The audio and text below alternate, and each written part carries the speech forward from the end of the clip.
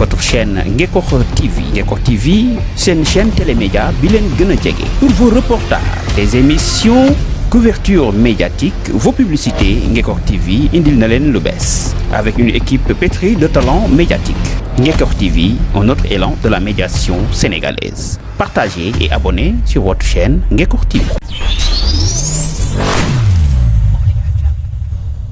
moto Allah juurugol beyditira ɗum to Allah ɗum so waɗi tan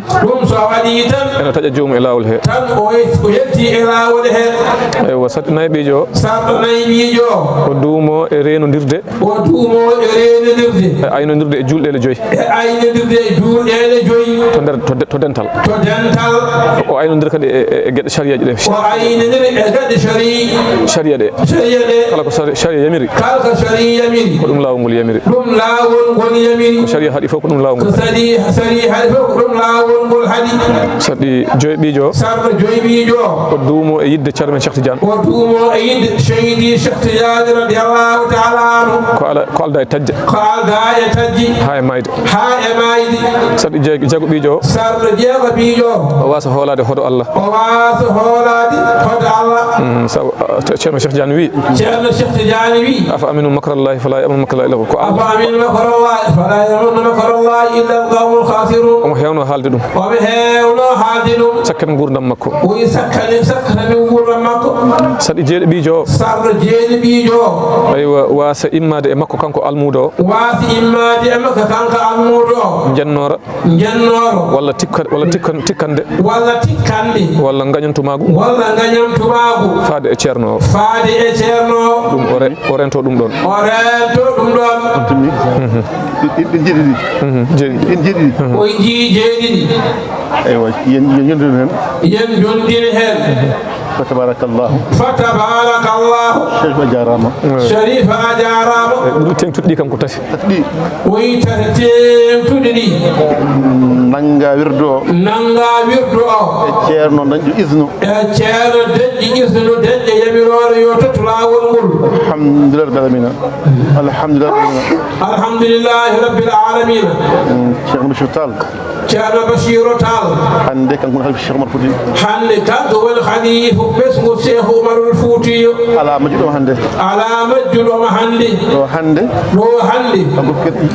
kanko rokkiri ijaza o itlaq o e isnu o tabarakallahu hay sinno noon en dañi ijaza immiɗo ɗo Seydou Zoubayrou ummiɗo Serif Zoubayrou Tijaniya Khalifa Cheikh Tidiane ɗo marak ɗo omo ceerno Bachir o on kollirten tabarakallah keddiɗi jarani o tan yoni sa nangi lawol ngol noon a woppata lawol ngol sa jaɓi dokkela sa jaɓani yaha hana jabɗa foof sa rokki jungo nelaɗo Cheikh Tidiane a woppatade a jagara jungo a tiiɗo beele jomum ko malaɗo rokko jungo ha gasna nelaɗo Cheikh Tidiane ɓoora jungo ma mbeɗon ko malaɗo ko jaɓol namdala jaɓol on malaka fatabarakallahu aɗa wirde e dental wasifa ade tani radio maɗa anani sa nani wasifa tan ya kawra hen ya wasifa ko laabi lawol gotol woni wasifa e ñalawma he sa fini jamma he sa jolama gardina wasifa sa wawa jaha jamaji birda gotol ngol ñalawma he ina yona ɗum woni so waɗɗi ene yona lazim noon subaka e kihiiɗa wirdu goɗɗo ko hadratul juma a tawtare ɗum noon teddugal ceerno Jam li kanko watti ɗum e juuɗe min e juuɗe sarifaɓe fa tabarakallahu ina wayno noon ko chance moɗon dañjama ceerno wona farilla isaade ko chance kon ko ɗum chance dañjama ceerno wona farilla ko chance cheikhuka man ida laqaytahu zarat hujubuka وتجلت روحك على عرش قلبك ودنا ميقات قربك شرنما ساحوري مكو أركيم جنغو أجبي شيخ تجاني أجبي الله أجبي ندوم أجبي شرنو أون سانغ كلا كونو ويرغالو hakkunde ma e Allah fusi adañi joni canal tiyo wala fiey hay hetoma adañi branchement yalla won ballo est-ce qu'on jabi certain certifié on jabi de فاتحة صلاة الفاتحة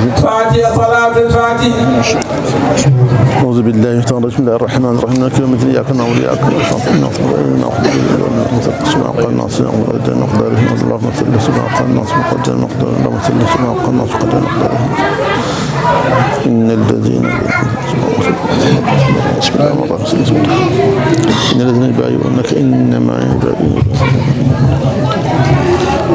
إن الذين يبايعونك إنما يبايعون الله يد الله فوق أيديهم فمن نكث فإنما ينكث على نفسه ومن أوفى بما عاهد عليه الله فسنؤتيه أجرا عظيما. لقنتك التجانية بإذن الله عن شيخي وعن شيخ التجاني وعن رسول الله وعن جبريل وعن رب العالمين. بارك الله فيك صار ركيما بردو إمود جرنام ceerno mom Cheikh Tijani nelaɗo Jibril Allah yo Allah barki amin ya Allah bismillahir rahmanir rahim bismillahir rahmanir rahim subhanallahi wa bihamdihi اللهم صل وسلم بسم الله الرحمن الرحيم إن الذين يبايعونك إنما يبايعون الله يد الله فوق أيديهم فمن نكث فإنما ينكث على نفسه من عوفى بما عاهد عليه الله فسنؤتيه أجرا عظيما. لقنتك التجانية بإذن الشيخ وعن شيخي وعن شيخ تجاني وعن رسول الله وعن جبريل وعن الله ركيما التجانية إمر كيرنا شيخ تجاني إمر الله جبريل فدي الله يلا بركي يلا بركي يلا بركي فاتحة جبي فاتحة صار الفاتح بسم الله آمين. اللهم صل وسلم على سيد الكامل المختار محمد الفاتح الخاتم وبمكنونك ومحزونك وصفوة خلقك وسر علمك ومرآة ذاتك ومشهد صفاتك وبالنور وجهك وبالذات رحمتك وبسط رحمتك وبسبعة والثمانية والأنوار المتصلة. اللهم صل وسلم على ذات المحمدية والعين البارقة ولطيفة الأحمدية المصباح الإبراهيمية والحقيقة الحنفية شمس السماء وسر الأسرار ونور الأنوار ومظهر الأنوار وقطب فلك الجمال ومركز مدار الجلال. اللهم صل وسلم على عين البشرية من جمالك والقلب المالئة من فهوميتك واللفظ الناطقة من جلالك والأذن السامعة من كلامك نبيك المصطفى ورسولك المرتضى وأمينك على وحي السماء وبنوره الأبيض وبنوره الأخضر وبنوره الأصفر وبنوره الأحمر وبنوره الأزرق وبنوره الأكبر وسطره المطلسم وبجسمه وذاته الأحمد الخاتم صاحب الحق ومقداره العظيم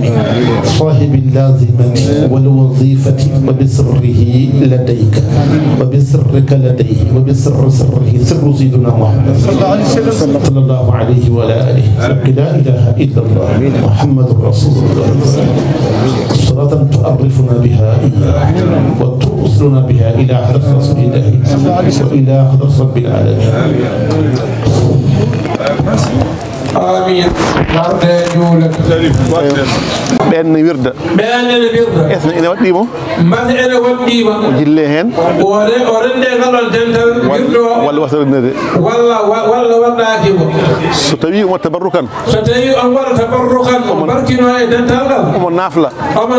سو جلامة وينتهن سو على جد وداكيمو شيخ سيدي حاج مالك سي رضي الله عنه ko ceerno men fof en jaɓi ɗum nda moƴƴere makko e gandal makko sanga jamanu makko so yimɓe juurino futuro kooti galleji mum geeƴe garahano so fonti e jangol ɓe garata fotti e ndungu soman ƴiwni ɓe garata wono ko siyasiya kanko noon o ñiɓni ɗon o ñiɓni wirdu hakkunde futuro e geeƴe beele yimɓeɓe omo jagga yimɓeɓe e jama he mbawa julde geeƴe subaka o kadi so birdino ha paari jalta damal jama ne guiddidira ha nangue fuɗa o wiɓe ala berte wudere mirdon ɗum addi Tiwaawan ɓe mirda subaka kikiɗe ko Seydi Hadji Malick Sy e hikma makko e gandal makko e yiɗande yimɓe moƴƴere e nettude yimɓeɓe o nehaɓe hen e goongo e diine addunomo wadde ngol lawol ya yetto moƴƴere ya Allah yammo gasi moƴƴude gasi jaɓanede la sayyima wirdu tijani rokkire e nder jonde nde waɗi annore kadi ko sharifaɓe dokkiri ɗum tinniri waɗi yimɓe rentude ko ɗum koko jaɓa guila en dentali ɗum ko gasi jaɓede addi en tan ko ƴettude goto fof nawa ko jeeyi ko kono Allah kam so joƴƴiniɗo guila en garani ɗum noon tinnoɗen mbatten haqqillaji beele jonde men nde Allah ene waɗa ɗum khitamuhu miskun won jabde du'a sirru jonde ko du'a sirru du'a ke hettede wiye amin bismillah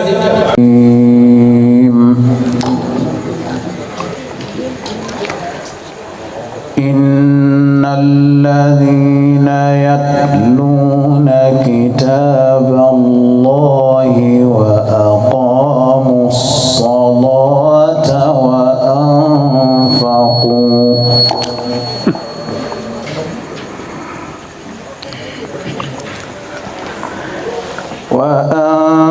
وأنفقوا مما رزقناهم سرا وعلانية يرجون تجارة وأنفقوا مما رزقناهم سرا وعلانية يرجون تجارة لن تبور يرجون تجارة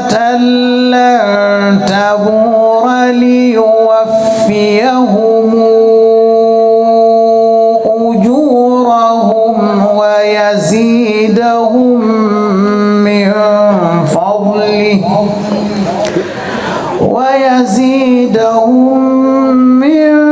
فضله إنه غفور شكور والذي أوحينا إليك من الكتاب هو الحق مصدقا لما بين يديه إن الله بعباده لخبير بصير ثم أورثنا الكتاب الذين اصطفينا من عبادنا فمنهم ظالم لنفسه ومنهم مقتصد ومنهم سابق بالخيرات بإذن الله ذلك هو الفضل الكبير. صدق الله العظيم وبلغ رسوله الكريم ونحن على ذلك من الشاهدين.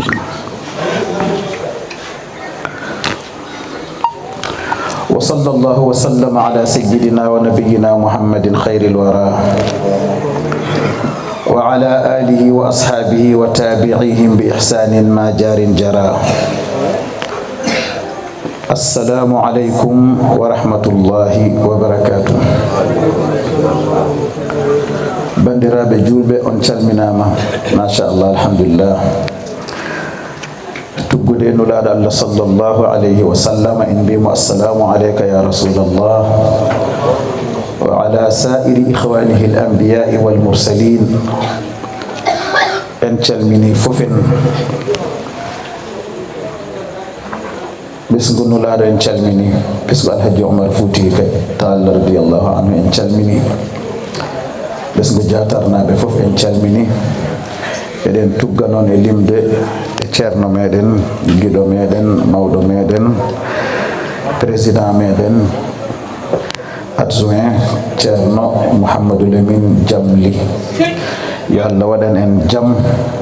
ngam barke makko kanko ceerno jamli ko neɗɗo jaam en calminimo no fewina kay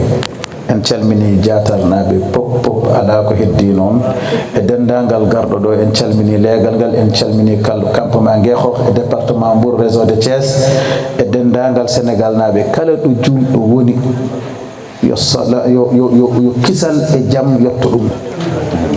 wonɓe nder kabruji ɓe suwa jibineɗe pop yo jaam wonɗo e muɗumen jaɓɓo ɗumen kala ɗo mbawi wonde Palestine naɓe kadi eɗen ñaagui Allah yo Allah waɗanɓe jaam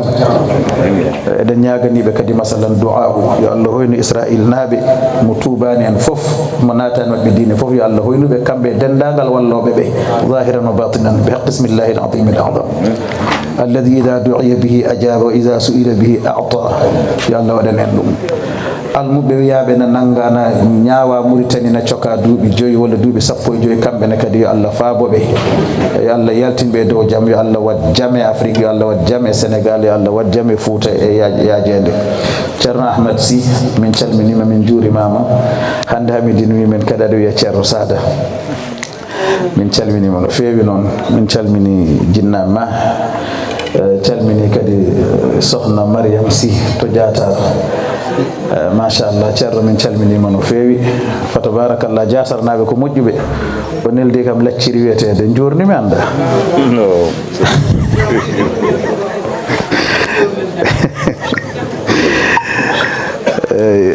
yo Allah yomo moƴƴere ko mawɗo moƴƴo kankone omo yiɗma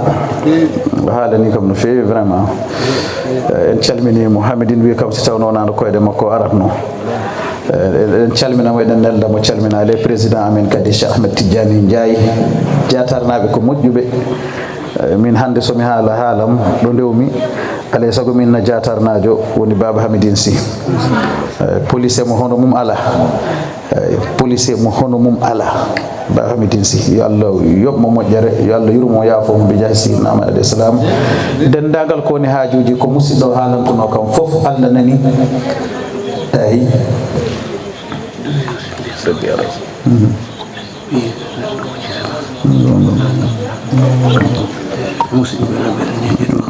gonga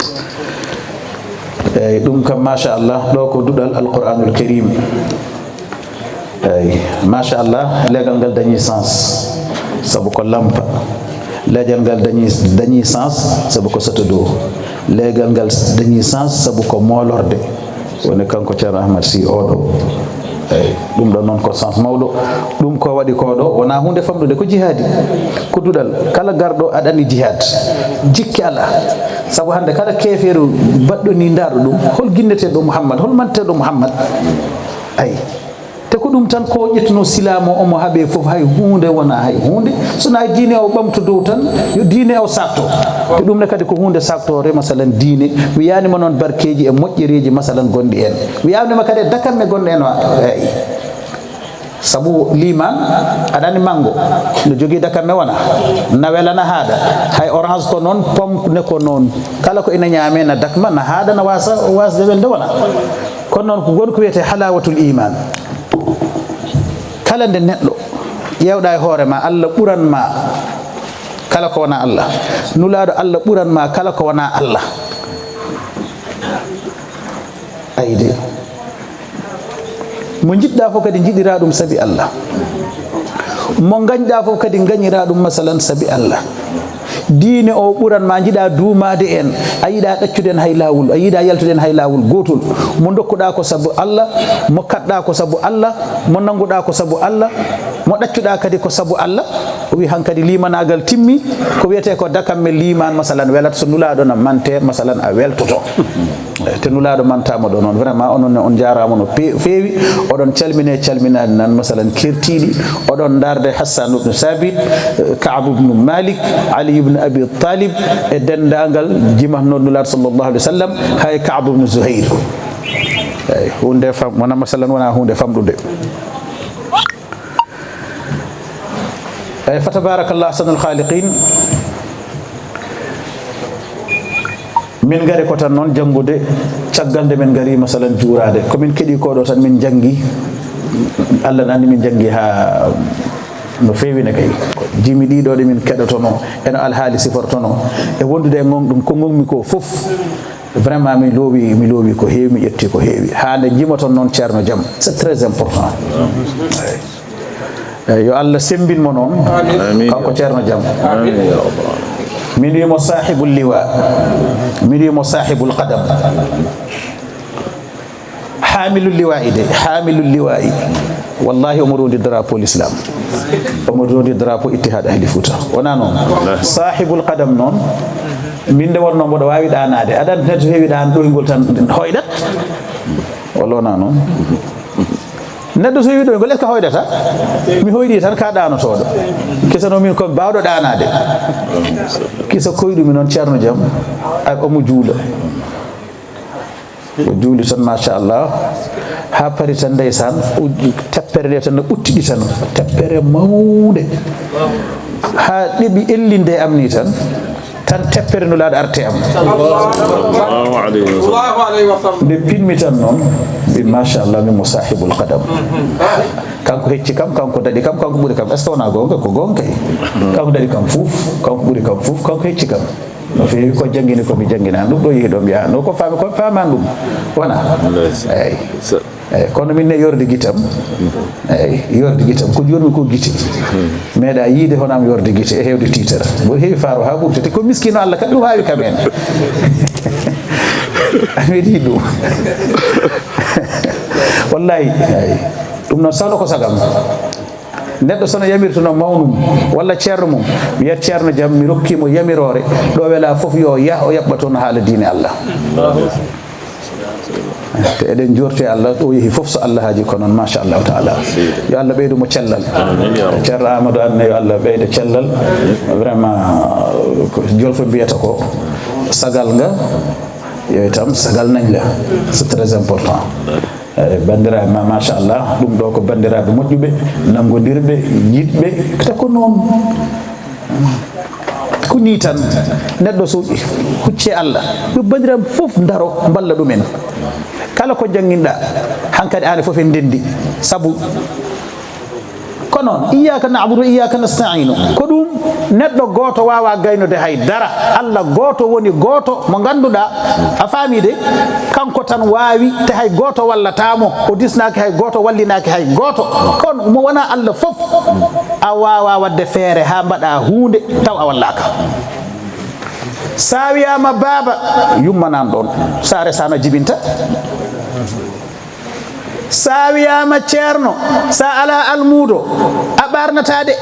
a wiyatake ceerno muk uddiɗɗo boutique ma hay go a dañani client a wiyatake jeeyowo de walla wona noon il faut balleɗa ɗo waɗa ko ballodiral sa wiyama baba a wallodira a dañ debbo a dañ gorko ɓiɗɗo wawi jibinede ɗo waɗi gor jiguen en koɓe hoyɓe haɓe koɓe batɓe salte ha ila yomi din ɓe dañata ɓiɗɗo de so Allah jabotono duwawam noon mi ñagotono Allah tan gor jiguine fof ɓe cowo ɓe jaaha maternité haɓe ganda debbo kam wona gorko soɓe goni ɓe gati ha mayde bondirodima ɓe noon ɓe maayo piye ha Allah bonna ɓe wallahi leysa lef bien en noon poti watten par 4 Allah firti lef bien cim debbo e debbo mbawa jibin gorko e gorko mbawa jibin il faut jawdidi tan e mbaalu debbo ngu ay walla wona noon awditi tailleur hay goto ñotnaki ma wiye tailleur ma ñoton hay goto ala de ada femba hay goto arani fembude ala yahata de kala ko neɗɗo a wiyama président de la république ala hay goto population a wonata président de la république ɗum waɗi kala dewɗo kala mawni kiniɗo wallahi woni ko jejjiɗɗa ma hada takabbur ما هذا التجبر أيها الضعيف أيها المحتاج المفتقر الفقير من أنت إلا نطفة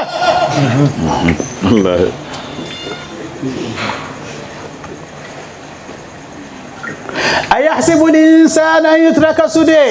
ألم يكن نطفة من مني تمنى ثم كان علقة فخلق فسوى فجعل منه الزوجين الذكر والأنثى أليس ذلك بقادر على أن يحيي الموتى بل الله ينادي جوهر ممد وجيكو تان وتاغا ودنا كده يوندار سو دaccanoma woni toɓɓere maniyu est ce que ma won hettere ha o saka mo wona neɗɗo kono wadde so dunnanoma o diwata toɓɓere maniyu so to diwani toɓɓere maniyu sifre 0 ala ɗo yahata ثم كان علقة فخلق فسوى فجعل منه الزوجين الذكر والأنثى على غوتو تشبيد الله وي الله ودام دبو ولا ودام غوركو ولا ودام جول ولا ودام دبو ولا ودام bodéjo ولا balejo ولا rendinam e gol do leñol ala hay goto kanko tan takma o ƴeewi leñol hal pular watma en walla arabeɓe walla tubakoɓe kanko tan jola ɗum kono wona an jola kanko waɗma gorko kanko waɗma debbo kanko ittuma yumma o ittuma e bamma garɗa kala ɗo neɗɗo jeeya ko Allah jeeni ɗum ɗon foof noon li ta'arafu ha yimɓe gandodira nafodira mo kala heptina goɗɗo Allah e ñeeñal mum baba adama woni babam woni bamma aɗa wawno artude baba adama mi arta baba adama o arta baba adama o arta baba adama ta eyyi fato ceerno siraji an ariyo en calmini en juurima yo calminaali gonduɗe e kisal yaa woni barke addore yurmede so tawi ko jomiraɗo subhanahu wa taala woni calmino minen e mon pop goni hen ko salminteɓe ɗeɗon baade e ngoɗon tooɓo rufa e meɗen hano hanni min tagi mi yima onon foof jaam hiire moɗon yettore wodini Allah en jetti jomra subhanahu wa ta'ala do ganda yettuno hoore mudum hamdu qadimin li qadimin en jetti jomra subhanahu wa ta'ala do ganduda jiyaado makko yettunomo en jetti jomra subhanahu wa ta'ala do yettuno jiyaado makko o wi ni'mal abdu innahu awwab en jetti jomra subhanahu wa ta'ala do ganduda jiyaado e jiyaado jettino e koyo muyen wadal ma hunde kom ganduda ko badon min hande ko ummade e nokkuuje modon goppon baldiji modon koreji mon e bandiraɓe modon ngalo rendude amin odo nyalawma ganda ko nyalawma Cheikh Tidiane radiyallahu ta'ala anhu no min bimon onon fof on jaram odo jettor non e jettor gadinoji nandi pop godeni jomra subhanahu wa ta'ala caggalde juuriɗen serembe meden wombe dobe en tawi e jungo ceerno Siraji an ajjatahullah wa nasara mo ganduda neddo darido daranido l'islam cirginido kaldo jiida dum a welto kaldo jiida dum a yiyat l'islam ene yi hoore mudum kaldo darani ko Cheikhna Ahmad Tidiane radiyallahu ta'ala anhu darani ko almumi darani ko nelado Allah sallallahu alaihi wasallam darani ko l'islam ceerno Siraji an en bima yo Allah juunu balde ma sey min jiima en wayni min bi ceerno amen mo ganda ceerno Jamli wan yo Allah juunu gundam makko e inde ganduda eywa almube ceerno Jamli taw kadi koy inde mawnirabe amen don ganduda on woni ceerno ganduda Ousmane Camara wondude e ceerno Suraqatu Li ko non ceerno mo ganduda eywa Al Hasan Silla ko non ceerno Muntaka Jiggo wondude e ceerno Yunus Ndiathia ko non ceerno Souleymane Bal mo ceerno Muhammad Sada Bal ko non wondude e ceerno mo ganduda kanyum woni eywa Aliyu Ndiathia ko non kadi ceerno Mamma ganda Ndiathia wondude e ceerno Abdul Qadir mo ganda kanyum woni eywa fofof amen woni jungo amen woni nyam amin woni yeso amin mo ganduda mawni amin teddudo kaldo dari ganda dudal ceerno Jamli fof ene dari on ceerno Abdul Qadir Li em nyaago jomra subhanahu wa ta'ala yo Allah junnu ballide mojjida battande boyna ma kadi e jesa amin boya ardade kadi min dewayma ko non jinnado amin mo ganduda eyba kany woni nene Maryam ganduda eywa wan ko non kadi amman antala an maccudam mitagirima purde horam kala ko heddi ko wana kam mitagidum purde ma an ka an taganmi minni ala hen haaju mi nyamata mi yarata ala mi nyamminat mi yarnat wa huwa yud'imu ولا يطعم نون الله وي آن هجي أم kala ko heddi muccitan dum e ma man kana lillahi kana Allahu lahu sa woni Allah Allah wanan ma gonirta Allah non goniranta Allah non wadde ko yamirma accude ko hadma ko dum tan wodi sariyatul islami sharia ko kongudi dittam woni toon ɓurtani ɗon holko woni toon ifa'al wat wala taf'al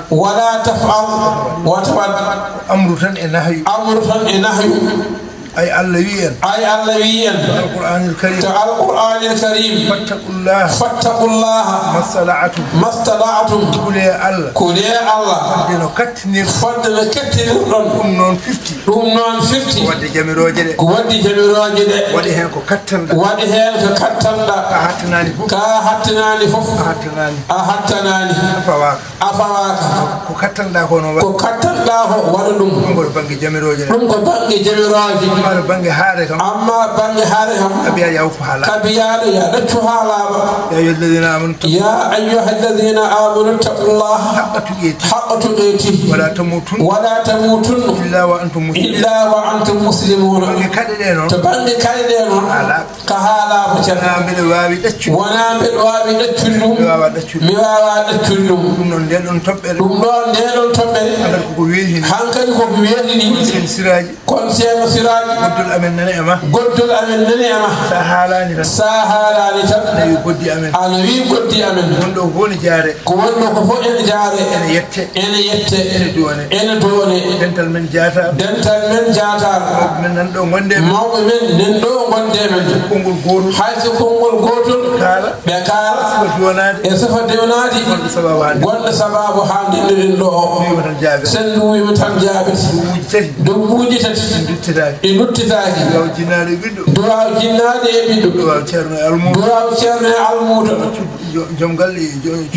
joom galle e cuddiɗe muɗum en jetti fof en jaari fof en calmini bani men debbo hajja ummu souleyman ko miñiraɗo sohna rek ko mawniraɗo ɗo men ummiɗo ko ha fuuta wuro in wiye hayre en ari jokkude enɗam hajja ummu e demgal dental ngal e demgal leñol ngol mbima a jarama amin mbima a jarama noon kay musidɗo mawni men cheikh diaye mo ganduɗa ko ƴesimen kañumne ari jokkude enɗam e ceerno Sadio e arɓeɓe fof kala garɗo inde mum windama Allah yi inna Allah la yakhfa alayhi shay'un fil ardi wala fis sama isna'il ma'ruf li ahlihi wa li ghayri ahlihi in sadafta ahlahu faqad sadafta ahlahu in lam tusadif ahlahu kunta anta ahlahu an balugu ko moƴƴi wattan wona falto so tawi mbaɗanɗa ko moƴƴo baɗon ceerno Sadio a waɗe place so tawi wonno sifa wayi an kam a soyata hay goto soyani ɗo ummiɗo ɗo baɗi e ummiɗo ɗo woɗɗi fof ala haddi sawa ɓurnaɓe noon woni tudditingal dow sarifaɓe ngari seerenɓe ngari almuɓɓe ngari on ɓafti onon gurnaɓe yo Allah ɓaftan on jarama ceerno Hamdou Siraj mawɗo yo yettin konngol mawɗo baba Amadou Ali o yettin konngol jata an woni ɗo mawɗo haalin haala Amadou Sadak o haalin haala kaw Amadou Sadak an noon heccima baba Amadou Ali an yettinta walla wonde mo jamirɗa ɓe jettuma an kala ɓe jettuma an foy wonde mawɗo an ko jokkere en namo tiinama won arɓeɓe ko an mbawi lomtade kono mbiɗa ma ngara ya Allah yimɓe moƴƴere ɗum ko gilli ɗum ko jokkere en ɗam an fof dugunede ceerno Jamli jaata fof ne dugunoma ene yettuma no mbaɗani e jatar yidde jatar e fasnade jatar weeɓani de jatarnaɓe fof ne gandi no mbaɗa e jatar ceerno Jamli eɓe jiɗma kadi eɓe jiɗma eɓe korsinma saabu ko an waɗɗum an ceerno an awi ɗum e jatarnaɓe mbawi tan ko duwnaɗom guila Allah adduma e cukalel ngel kala ko fonno wadde hen a waɗide minen kay min mbawi tan ko duwnaɗom jatarnaɓe noon gari no fewi de ummiɓe jatar gari ha no fewi ummiɓe Dakaru gari ha no fewi fof ko jibinde nde waɗɗum cukalel ngel waɗɗum saabu kanko kala ko kewi e nder jatar e Dakaru eɓe gonɗo jamɗum fode omo ara hen kanko ceerno Ahmad ɗum ɗen noon so tawi jatarnaɓe gari eɓe mbaɗi keppoti wadde oyi kamɓe eɓe nduguno ba makka kaw hamid hammad o moƴƴuno e jatar jiɗɗe jatarnaɓe korsinɗe jatarnaɓe nafɗo jatarnaɓe oyi eɓe nduguno ceerno ahmad oyi gasi tan ceernoma jooɗima duunima hankadi gaside weeɓani noon yo Allah jaabu duwaw oye jaafoɗum o wona kaalowo no feewi hada assalamu aleykum wa rahmatullah oy enelal ceerno hamide seydil imam omo salmin ceerno ahmad omo salmin wandiraɓe fof o waɗi hen duwaw no feewi oy saabu kanko o waynima ceerno hamide imam ala ko duwaki hen omo ñaago Allah ya Allah juurnalmo ɗum ɗo ya Allah ɓooyi ɗum hen amin ya Allah ɓooyi ɗum e moƴƴere oy ɗum tan o yiɗno yettinde nelal seydil imam ceerno hamid ceerno mamadou oy jaafoɗon haal baba amadou al haali o fotani haalde o haali tan ko saabu yettinde konngol nelal seydil imam a jarama yo Allah yoɓe moƴƴere tammi e ñalawma currodiɗoma wi kalko fonno haalede a haali a wasiyima a waajima a tinnini a rentini a jertini a du'ima fof gasi ko cakkiriɗa haalde ko fof koko timmi jonde nde wayino fonno waade rewi lawol moƴƴi yooɗi feewi kadi ko yiɗɗodirɓe tan goni ɗo yimɓe so Allah rendini gille mabɓe waɗi ɗum e gooto fof timmiɗon enen fof kala min mi andano ceerno amadou oyo andano ceerno ahmadou hayso mbiɗa yiyanno meeɗi yiide mum hayso meeɗi yiidomne min kam mi teskaki kanko kam ceerno siraji o teskaki yiide ahmadou anduɗo ahmadou hayso wonano enɗam hakkude makko e ceerno jamil hayso wonano enɗam makko hakkude makko e ceerno mouhamadoul amin so tawi tan ko almudago wonno walla ni ko cehilagal tan walla ko cehilagal wonno woni hakkude me ceerno jamli woni hakkude makko e ceerno jamli ɗum rufata hakkude maɓɓe kamɓe ɗiɗa hakkude me ceerno amadou hakkude makko e ceerno ahmadou sa yiɗi neɗɗo o yi sa yiɗi neɗɗo a yiɗat ko yiɗi ɗum woni gilli komo jiɗmi o mo jiɗɗa o a wallata kam yo yiddam e makko kala mo ganduɗa o ƴeewata sernudema hakkude ma emo jiɗɗa o wona giɗo ma o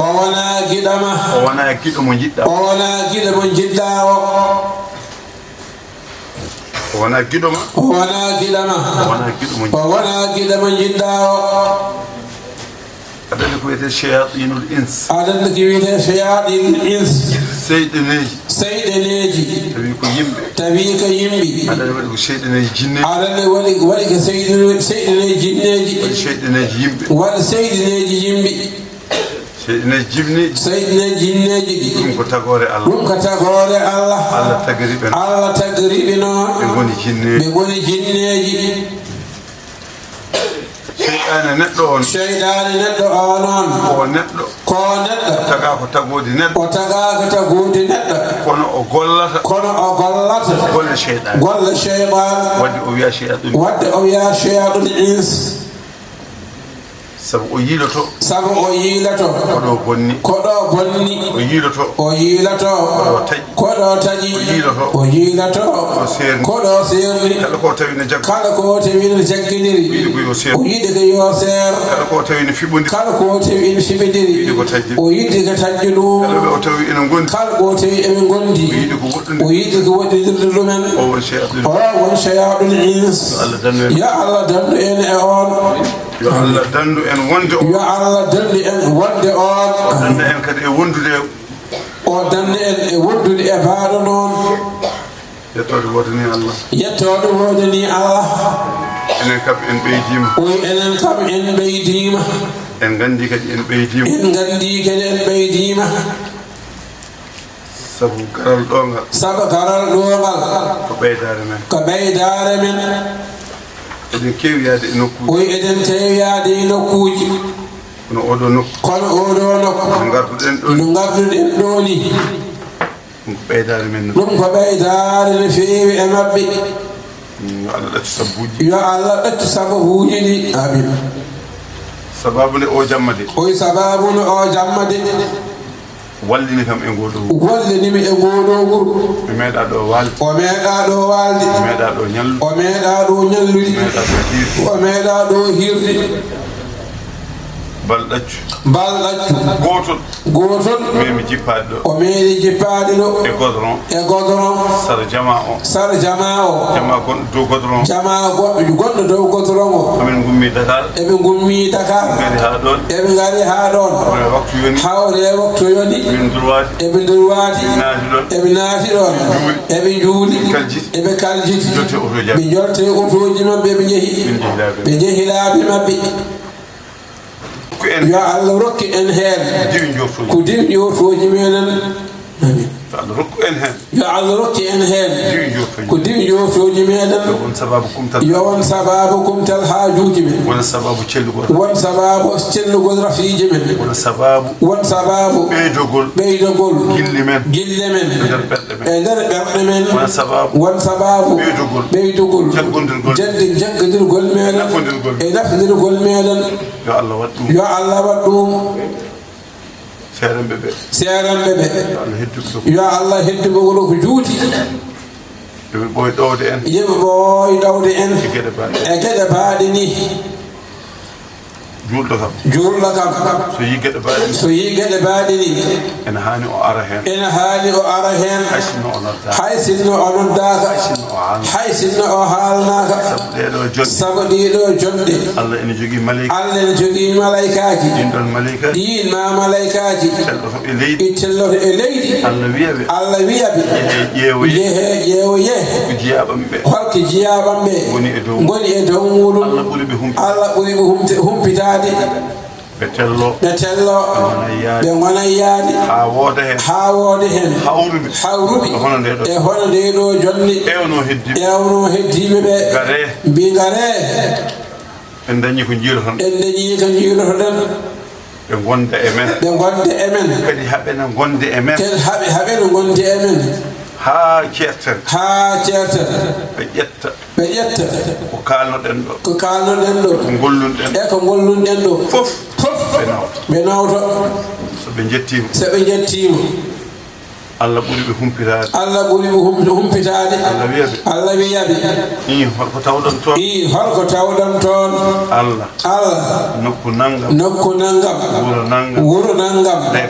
leegal nangam galle nangam min tawi ɗon jiyaɓe ma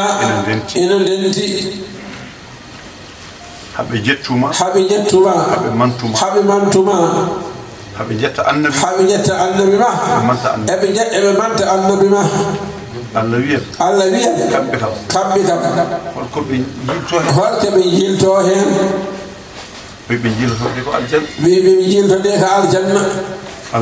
Allah wiya mata kamɓe kam ɓe jii aljanna ɓe mbiya ala ɓe jiyani aljanna holko ɓe mooloto ko jeygi kamɓe kam ɓe jii jeygol ala ɓe jiyani Allah wiya mo seedni on onon malaykaji ɗi min Allah mi yaafimamaɓe dendagal bakkatuji mabɓe mbiye won garnoɗo ɗon mbiye won garnoɗo ɗon de jeeyowo tan wirtin ɗon tan jogui haaji Allah jogui haaju wirtin ɗon tan aɓe dokka du'awu tan wirtude juuɗe mum walla haɓe kaala dari seeɗa wodo ko heeɗi hen on kan wona ɗum ummi on wona ɗum ummin ɗum Allah wiya ay ɓen ɗon ko tawɗon en jooɗi joddata ko e maɓɓe markisara malaɗo tan joddoto e maɓɓe kala jooɗiɗo ɗon hay sinno ko minute goto o jeyama e nder maɓɓe e malu maɓɓe ngu on natori hen yo Allah waɗan en ɗum يا الله ولا نهدم بجاهنا بالمصطفى ويمين دهم سأرهم يلتف سأرهم يلتف شاري جوي الله أرزما صلاة الفاتحة والفوف في بين هاج مولم والسكي دنكو كجابا ويبدل عن النبي صلى الله عليه وسلم كانكم بدن سختجاني بدن بين كجبابي كيف جبنابي كيف ودنا سباب ما بيمجري خف جبلي إن شاء الله تعالى شيخ محمد السراج الدين بي ينبع الفاتحة جت للنم صلاة الفاتحة بدلهم حدائن الله صلى الله عليه وسلم حاجوج من توديدي يبيني كالو تودي إذا كالتا أذن أني فف يوهم فف وي مني عثمان كمان وي من دلين هو يا الله أرزقها هيو إن الجود فف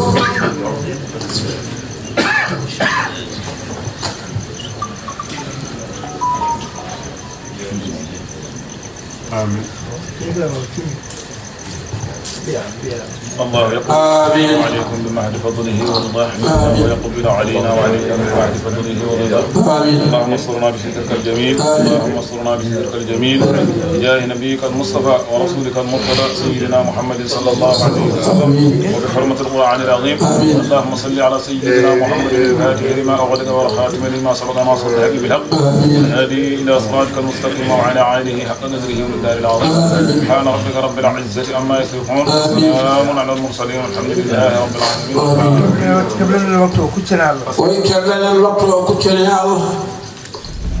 Votre chaîne Ngekokh TV. Ngekokh TV, c'est une chaîne télémédia bilen gëna djégé. Pour vos reportages, des émissions, couverture médiatique, vos publicités, Ngekokh TV indil na len lu bess. Avec une équipe pétrie de talents médiatiques. Ngekokh TV, un autre élan de la médiation sénégalaise. Partagez et abonnez sur votre chaîne Ngekokh TV.